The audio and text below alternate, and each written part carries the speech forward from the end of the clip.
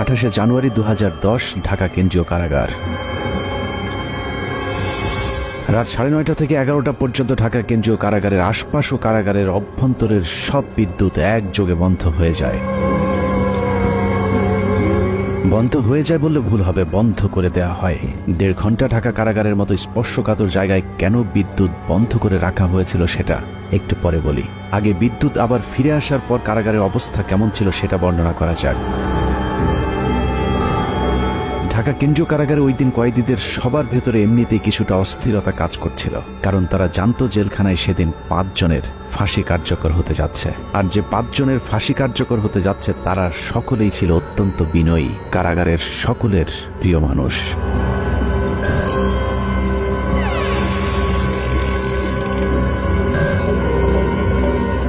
রাত 12:01 colonel Faruk Rahman, major AK Mohiuddin Ahmed artillery, Mohiuddin lancer ও সুলতান শাহরিয়ার রশিদ খানকে ফাঁসিতে ঝুলিয়ে হত্যা করা হয়। 4 জনকে ফাঁসি দেওয়া হলেও লাশের সংখ্যা ছিল মোট 5টি। ফাঁসি কার্যকরের পরদিন যথারীতি 5টি লাশ পাঠানো হয় যার যার গ্রামের বাড়িতে, কিন্তু একটি লাশের ক্ষেত্রে বিশেষ নিরাপত্তা ব্যবস্থা রাখা হয়েছিল, আর সেটাই হলো চুয়াডাঙ্গার সূর্য সন্তান মেজর বজলুল হুদার।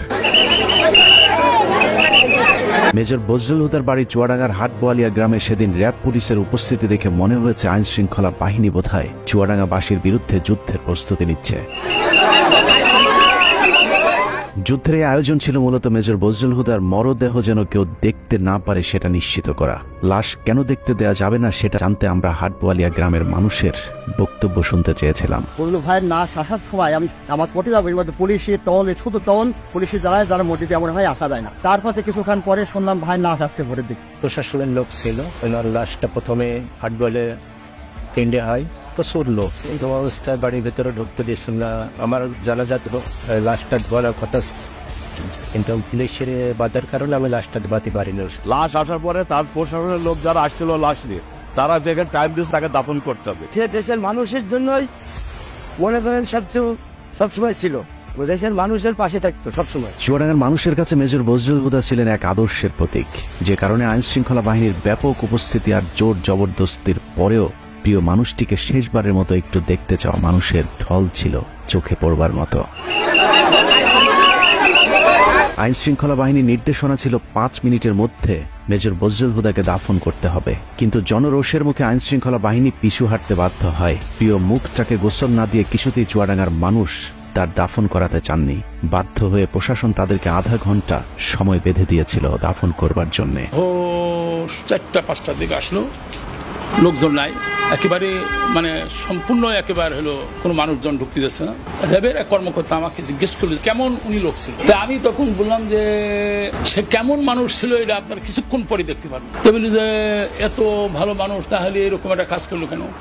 তা বলছে যে কাজ করলে এই কারণে, সে তো নিজের জন্য করে না, সে তো দেশের জন্য করেছে। যারা 15 আগস্টে ছিল তারা সবই মুক্তিযোদ্ধা, কেউ কোনো পাকিস্তানি ফেরত আর্মি না, সব মুক্তিযোদ্ধা। তারপরে লাশ আসলো, এত পরিমাণ লোক সরকারের নিয়ন্ত্রণে, সে লাশ এই এলাকার জনসাধারণ ছিনিয়ে নিল, এবং এত পরিমাণ লোক হয়েছে যেটা নজিরবিহীন একটা ঘটনা। পুলিশের আন্ডারে থাকবে না, আমরা আমাদের লাশ আমরা হলো আমাদের আন্ডারে হবে, দাফন হবে। পুলিশের আন্ডারে রাখতে চেয়েছিল, পুলিশের আন্ডারে তো না, সেগুলো পুলিশের আন্ডারে তো স্বাভাবিক নিয়ম, সেভাবে আমরা হলো সরকারি কাজ আমরা দাফন করি। তো আমরা বললাম যে না, দাফন ওইভাবে না, আমাদের পারিবারিকভাবে বা এলাকার মানুষের হলো দাফন হবে তার ভিতরে। অতএব তারা তখন হলো দিতে বাধ্য হয়েছে। হাজার হাজার মানুষ চলে এসেছে মেজর বজলুল হুদাকে এক নজর দেখার জন্য। হাটবোয়ালিয়া বাজারে এত মানুষ এর আগে হয়তো কখনো কেউ দেখেনি। গোসলের অনুমতি দিচ্ছিল না। এই সময় আলমডাঙ্গা থানার যিনি ওসি ছিলেন, উনি খুবই খারাপ আচরণ করছিলেন। আমাদের তারা হুমকি দিত, হ্যাঁ পুলিশ আইসে আমাদের বলছে না, লাশ তাড়াতাড়ি মারে। আর প্রশাসন খুব তাড়াতাড়ি করে চাপ দেয়, ধোয়া টোয়া এগুলা বাদ দিয়ে, গোসল টোসল বাদ দিয়ে দাফন করতে হবে এমন পুলিশের নির্দেশ ছিল, এবং সাথে ঢাকার থেকে টিমও আসছিল। ওই সময় প্রশাসনের ভূমিকা কেমন? প্রশাসন প্রথমে মার মুখে অবস্থায় ছিল, যখন সাধারণ মানুষ পাবলিক বললো যে ঠিক আছে আমরা লাশ না দেখে আমরা দাফন করব না, তখন লক্ষ লক্ষ মানে সাধারণ মানুষ চারিদিক থেকে আসার পরে তাদের চাপের কারণে তখন লাশ আমাদের কাছে দিতে বাধ্য হয়েছে। এই সময়ের মধ্যে অসংখ্য মানুষ মেজর বজলুল হুদাকে শেষবারের মতো একটু দেখতে ছুটে যান তার গ্রামের বাড়ি হাটবোয়ালিয়াতে। তিন জেলার জনগণের কারণে প্রশাসন লোক এখানে পিছিয়ে হাঁটি যায়, তারা এখানে সরে যাওয়ার পর এখানে জনগণের ইচ্ছা মতো তাদের দেখানো হয়েছে। মাটি দেওয়ার চাইছিল, তো এখান থেকে লেট করানো হলো যে একটু পরে লাস্টটা মাটি দেওয়া হোক, এই হিসাবে একটু দেরি করে লাস্ট দেখার পরিপ্রেক্ষিতে আমরা দেখছিলাম। এতটুকু পর্যন্ত ঠিকই ছিল, কিন্তু মেজর বজলুল হুদাকে গোসল করাতে গিয়ে চুয়াডাঙ্গার মানুষ সাক্ষী হয়েছিল নৃশংসতম এক ঘটনার। কাফনের কাপড় সরাতেই দেখা যায় মেজর বজলুল হুদাকে আসলে ফাঁসি দেওয়া হয়নি, তাকে জবাই করে হত্যা করা হয়েছে। মুক্তিযুদ্ধের সরকারি জেনারেল ওসমানীর সাবেক সংসদ সদস্য আপনাদের প্রিয় সন্তান প্রশাসনিক বিচারের মধ্য দিয়ে হত্যা করা হয়েছে।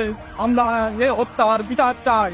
ইনশাল্লাহ বাংলার মাটিতে তাকে হত্যার বিচার একদিন হবে। সে ফেরেস্তা তুললো, সে কোনো অপরাধ ব্যবস্থা করেনি, মানুষের উপকার করেছে।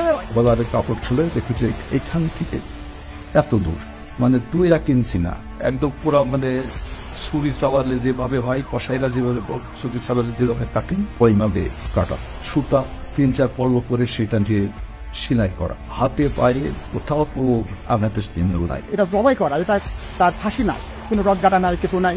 গলায় ছিল একটা টেপটা সরিয়ে দেখলাম হাতটা ঢুকে গেল, পট সুতো দিয়ে কালো সুতো দেয় তার সেলাই করা, অনেক দূরে রক্ত টপ টপ করে পটকে আসে। তালা কাটা ছিল, এটা আমরা দেখেছি। হালকা দাগ থাকে, গলা তো গলা সেলাই থাকে না। কবরস্থানে যখন মাটি দিছে তখনও কাফনে রক্তে ভিজে গেছে, ফাঁসি দেওয়ার নামে তাকে জবাই করা হয়েছে। লাশটা কি আপনি দেখছিলেন? জি জি, আমি লাশটা দেখেছি, চোখে দেখেছি। লাশ ওনার গলাটা কাটা ছিল এবং সেইখান থেকে অনবরত রক্তক্ষরণ হচ্ছিল। লাশটা কেমন দেখছিলেন বলেন? লাশটা দেখছি যে এটা তো লাশ জেল কোড অনুযায়ী সেরকম তো হলো জবাই করা হয় না, কিন্তু পুরাপুরি জবাই করেছে সে হলো এটা হত্যাকাণ্ড। পুরা রক্ত বাড়াচ্ছে। কেমন ছিল এটা একটু? একেবারে সম্পূর্ণ গলা কাটিয়ে রক্ত বাড়াচ্ছে, তখন পর্যন্ত যখন আসে তখন পর্যন্ত রক্ত বাড়াচ্ছে। গলা কাটার পরে ওখানে সেলাই টেলাই দেওয়া এরকম কিছু দাগ? না, সেলাই কাটিয়েছে, কাটার পরে তারপরে হলো সেলাই দিচ্ছে। কফিন খোলার পরে আমরা তখন দেখি যে তার মুখ এবং সবকিছু রক্তে ভেজা। ফাঁসি দেওয়া লাশ তো মানে রক্ত থাকার কথা না। তারপর যখন গোসল করানোর জন্য নেওয়া হয়, দেখি যে গলার এখান থেকে এ পর্যন্ত কাটা এবং মোটা সুতা দিয়ে সেলাই করা। ধোয়ানোর পরও যখন খাটিয়ে করে লাশ নিচ্ছি তখনও রক্ত কিন্তু তাজা রক্ত টপ টপ বসছে। ভিডিওর সময় কি দেখেছিলেন একটু বলেন তো? ভিডিও করার সময় দেখছিলাম এই সাইডে একটা বড় আকার একটা দাগ দেখছিলাম।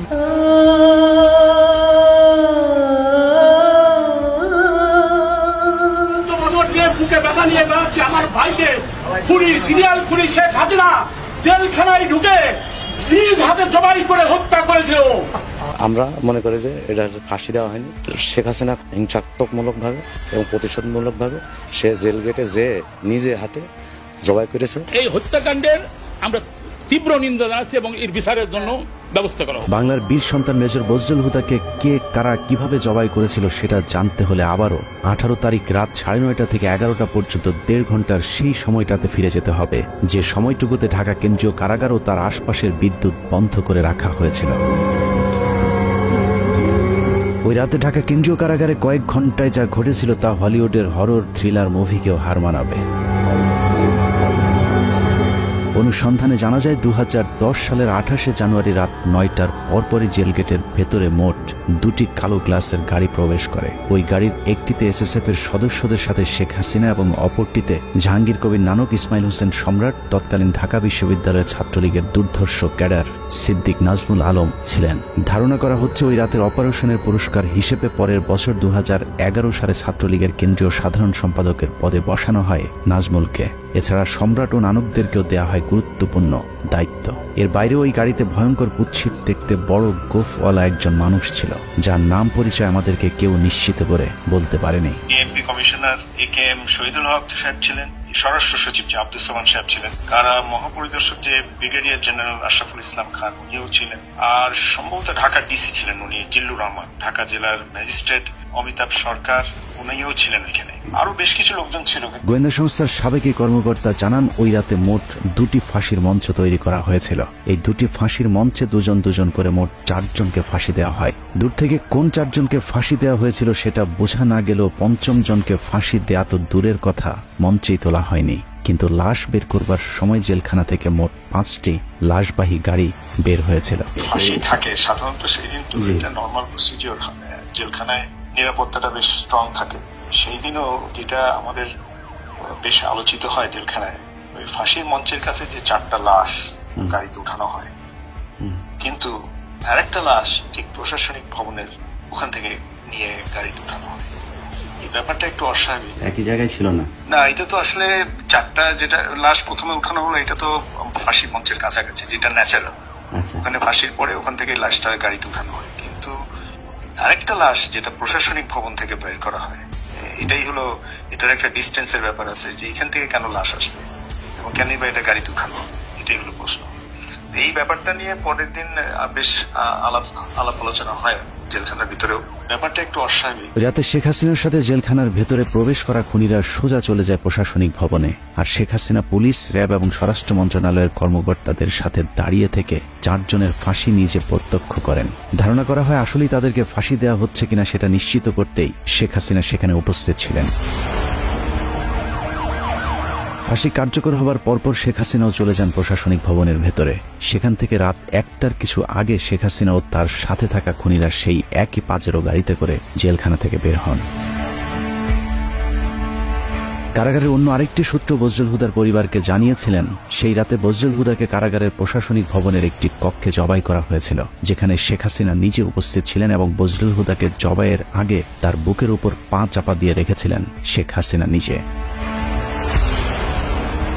সে রাতে শেখ হাসিনা সহ তার সাথে থাকা সব খুনির গায়ে রক্ত লেগেছিল, কিন্তু সম্রাটের গায়ে সাদা টি শার্ট থাকায় সেটা অনেকের চোখেই পড়েছিল। ওই পরের দিন একটা বিষয় খুব আমাদের দু একজনের নজরে আসে যে প্রধানমন্ত্রী জাহাঙ্গীর কবির নানক, সম্রাট আর নাজমুল যখন প্রশাসনিক ভবন থেকে বাইরে আসে তখন এই সম্রাটের গায়ে রক্তের দাগ ছিল।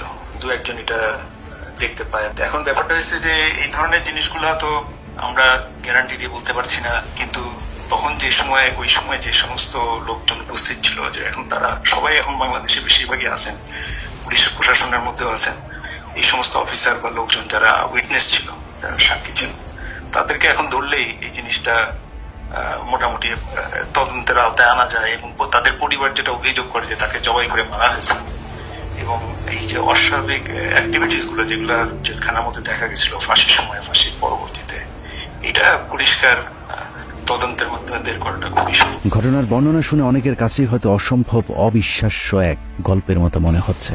তবে আপনি যদি শেখ হাসিনার ব্যক্তিগত সহকারী মতিউর রহমান রেন্টুর আমার ফাঁসি চাই বইটি পড়ে থাকেন, তাহলে আপনার কাছে শেখ হাসিনার চরিত্রের সাথে আজকের ঘটনাটি হুবহু মিলে যাবে। মতিউর রহমান রেন্টুর তথ্যানুযায়ী শেখ হাসিনা যেদিন মৃত্যুর খবর শুনতেন সেদিন স্বাভাবিক দিনের চেয়ে অনেক বেশি খেতেন। এই ঘর থেকে ওই ঘরে দৌড়ে পৈশাচিক এক উল্লাস করতেন তিনি। জাহানারা ইমাম যেদিন মারা যায় সেদিন শেখ হাসিনার বিছানার উপরে উঠে 2 হাত দিয়ে কাপড়ের 2 মাথা ধরে নাচছিলেন, কারণ তিনি জাহানারা ইমামকে তার প্রতিদ্বন্দ্বী মনে করতেন। এক কথায় শেখ হাসিনা একজন নরপিশাচ, রক্তপিপাসু, মানসিক বিকারগ্রস্ত একজন উম্মাদ, যে কারণে একজন মানুষ যার আর কয়েক ঘন্টা পরে ফাঁসি কার্যকর হবে তাকেও নৃশংসভাবে জবাই করে হত্যা করবার কথা চিন্তা করতে পারে। একটু চোখ বন্ধ করে ভেবে দেখুন কত নৃশংস নরপিশাচের হাত থেকে আল্লাহ আমাদেরকে বাঁচিয়ে দিয়েছেন। শেখ হাসিনা নাই, শেখ হাসিনা চলে গেছে, শেখ হাসিনা পালায় না। যাই হোক, 15 আগস্টের বীর মুক্তিযোদ্ধা মেজর বজলুল হুদাদেরকে আমরা সম্মান দিতে পারিনি, যে কারণে আজ আবারও শেখ মুজিবের প্রেতাত্মা আমাদের উপর চেপে বসেছিল।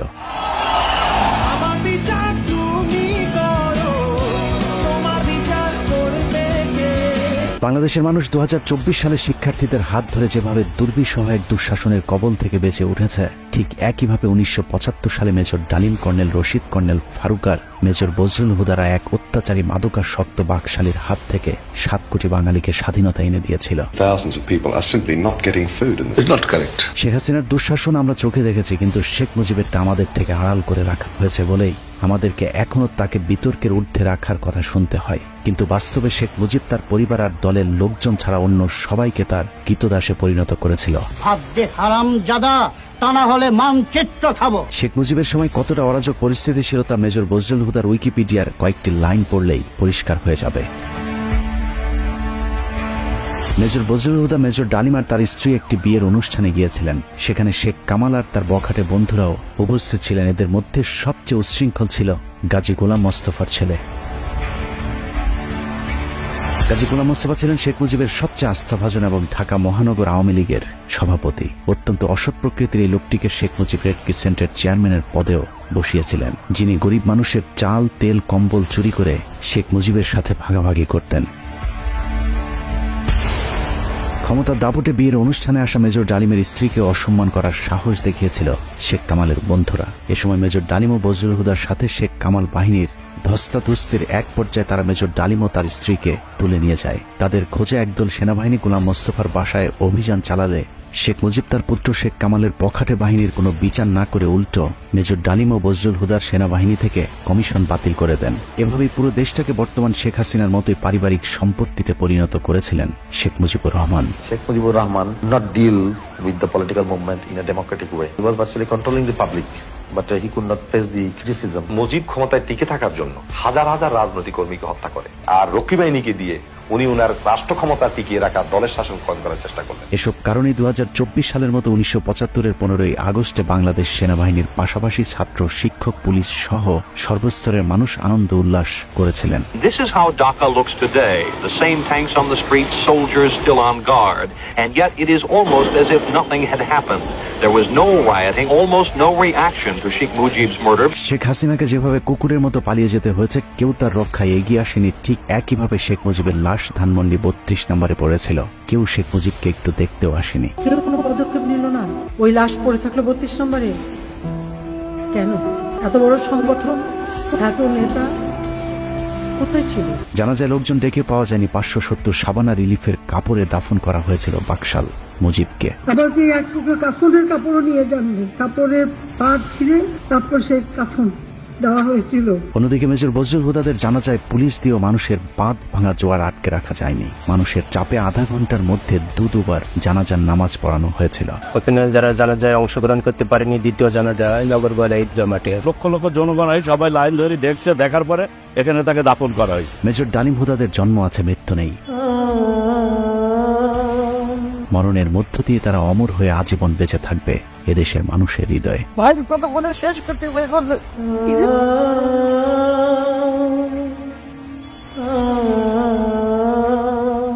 যতবার মুজিব হাসিনাদের মতো নরপশুরা এদেশের মানুষকে শোষণ করতে চাইবে, ততবারই বজলুল হুদারা ফিরে আসবে আবু সাইদ কিংবা মুগ্ধ হয়ে।